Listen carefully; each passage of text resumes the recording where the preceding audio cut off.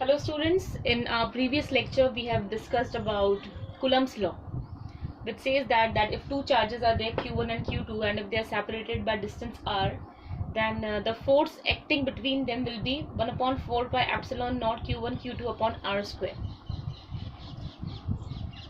Initially what we are considering that Q1 and Q2, they are in vacuum.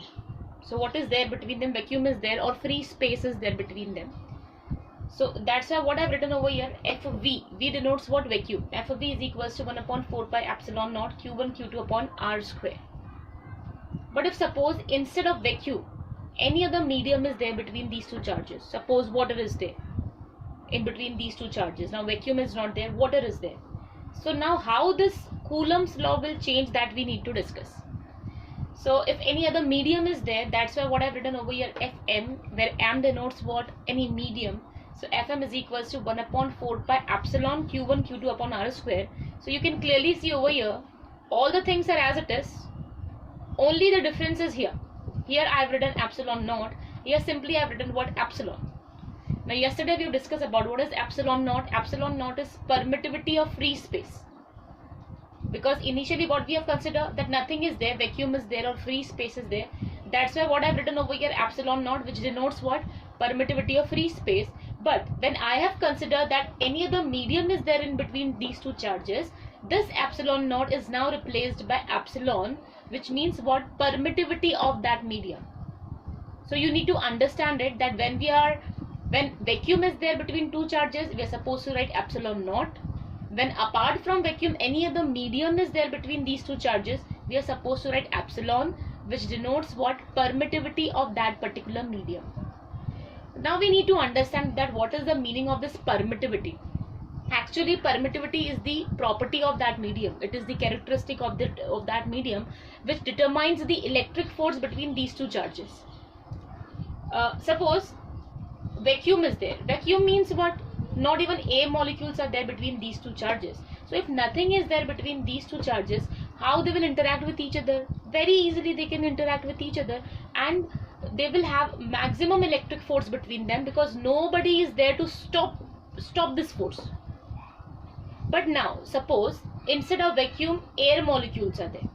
So if air is there, it means molecules are there. So those molecules will not permit these two charges to interact in a similar manner as they were interacting before when vacuum was there, because now something is there to stop it. Now molecules are there, so their interaction will become less.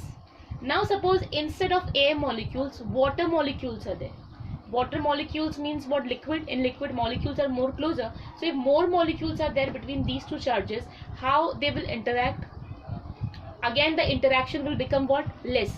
They will not be able to interact the way they were interacting before. It means what? As the permittivity is increasing, the force between these two charges is decreasing. If permittivity of a medium increases, the force between two charges decreases. So what is permittivity? Permittivity is the property of a medium. It is the characteristic of that medium which determines that how much electric force these two charges will have between them. Okay, so this I have given equation number 1, that is f of v is equals to 1 upon 4 pi epsilon naught Q1 Q2 upon r square, equation number 1. Fm equals to 1 upon 4 pi epsilon Q1 Q2 upon r square, that is equation number 2. I hope permittivity is clear to everyone. As the permittivity of a medium increases, the force between the two charges decreases. You can clearly see from here, epsilon is in denominator, so if epsilon will increase, force will decrease. They are inversely proportional to each other. Fine. Now this equation number 1 and equation number 2, we are simply dividing them. Equation number 1 is divided by equation number 2. So what I have written over here, f of v upon fn equals to this. Now we know this thing, Q1 Q2 upon r square, and this 4 pi is common. So they will cancel out each other. This epsilon will go in numerator and this epsilon naught will go in denominator. So finally what we are having, fv upon fm equals to epsilon upon epsilon naught.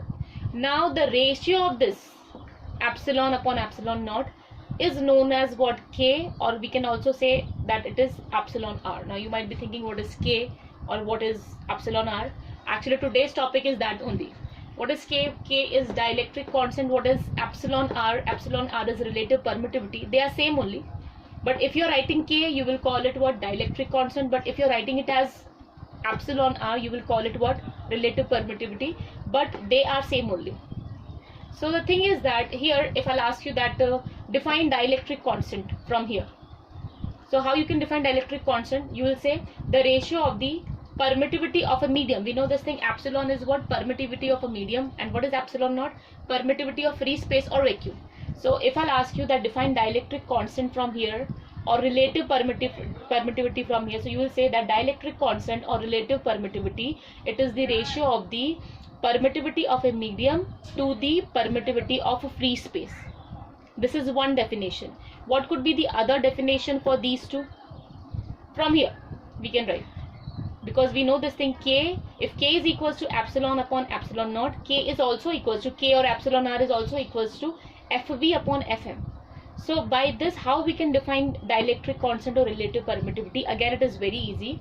You will say that dielectric constant or relative permittivity of a medium is the ratio of the force between the two charges separated by some distance when placed in vacuum to the force between the same two charges placed at the same distance, but a medium is there between the two charges separated by some medium.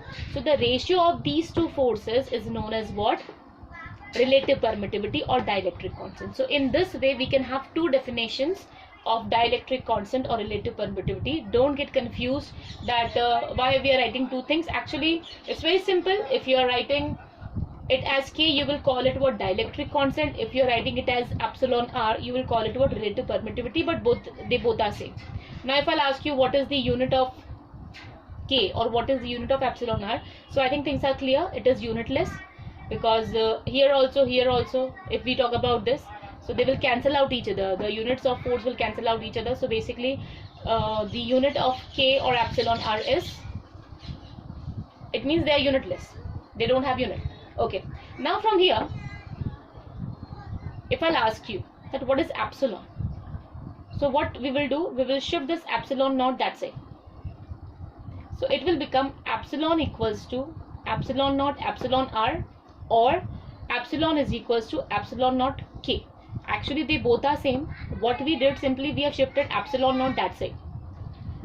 Here we have written epsilon R, and here in place of epsilon R we have written K, because we know this thing, epsilon R and K, they both are same.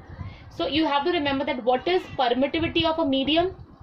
Permittivity of a medium is the product of permittivity of free space and relative permittivity of that medium. Simply you have to remember this, that epsilon is equals to epsilon naught epsilon R, or epsilon is equals to epsilon naught K. Now from equation number 2, what we can do, in equation number 2 you can clearly see that when we are talking about the force between the two charges when they are separated by any medium, we are writing 1 upon 4 pi epsilon q1 q2 upon r square. Now this epsilon could be replaced by this or this. What we are doing, in place of epsilon, what I have written, epsilon naught epsilon R or epsilon naught K. It means what? Whenever we talk about force in a medium, the whole formula remain as it is. The Coulomb's law remain as it is. What is the only difference? That you simply multiply this epsilon naught by epsilon R or by K. Now look here, if you will see this, Fm is equals to 1 upon 4 pi epsilon naught K q1 q2 upon r square. May we replace this 1 upon 4 pi epsilon naught q1 q2 upon r square by Fv from equation number 1? From equation number 1 it is clearly, we can see it very clearly that what is Fv? Fv is this.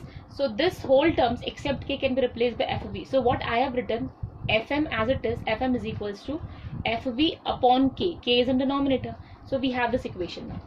Fm is equals to Fv upon K. So what does that mean? That force between two charges in any medium is 1 upon K times the force between the same two charges when vacuum is there between these two charges. We can have one example over here. For water, dielectric constant is 80. So the force between the two charges when water is there is 1 upon 80th times the force between the same charges when they are placed in vacuum. It means what?